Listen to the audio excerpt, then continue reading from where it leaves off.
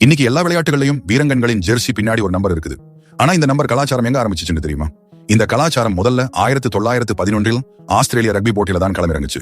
அப்போது ஒரு போட்டியில் வீரர்கள் யார் என்று அடையாளம் காண ரெஃபரிக்கும் ரசிகர்களுக்கும் பெரும் சிரமம் ஏற்பட்டு ஒருவருக்கு ஒரு தனித்த நம்பரை தர துவங்கினாங்க. அந்த காலத்துல யூனிபார்ம் டிசைன்கள்ல நிறைய வித்தியாசம் இருக்கவே இல்லை. ஜெர்சியும் ஷார்ட்ஸையும் எல்லாரும் ஒரே மாதிரி போட்டாங்க. மெயின் பிரச்சனை என்னன்னா, யாரு பால் எடுத்தாங்க, யாரு கோல் அடிச்சாங்க, யாரு ஃபவுல் பண்ணாங்க, இவை எல்லாமே கண்ணால் அடையாளம் காண முடியாத அளவுக்கு சேலஞ்சிங்கா இருந்தது. இதனால தனித்த நம்பரை ஜெர்சியில பிரிண்ட் பண்ணி ஒவ்வொரு வீரருக்கும் ஒரே மாதிரியான யூனிஃபார்ம்குள்ள ஒரு அடையாளம் கொடுக்கப்பட்டது.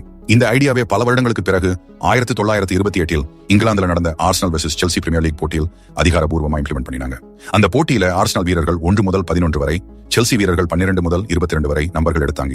இந்த மேட்ச் டிவியிலும் பத்திரிகையிலும் மேஜர் கவரேஜ் கிடைச்சதால அது பப்ளிக்கு விஷுவலாக அட்டாச் ஆயிருச்சு. இப்போ ஆடியன்ஸ்க்கும் அனௌன்சருக்கும் காமெண்டேட்டர்ஸ்க்கும் ஒரே மாதிரி பிளேயரை ரெஃபர் பண்ண தனி ஐடென்டிட்டி கிடைச்சது. அதுக்கப்புறம் ஃபுட்பால்ல இருந்து கிரிக்கெட், பாஸ்கெட்பால், பேஸ்பால், டென்னிஸ் வரை எல்லா விளையாட்டுகளும் இந்த கலாச்சாரத்தை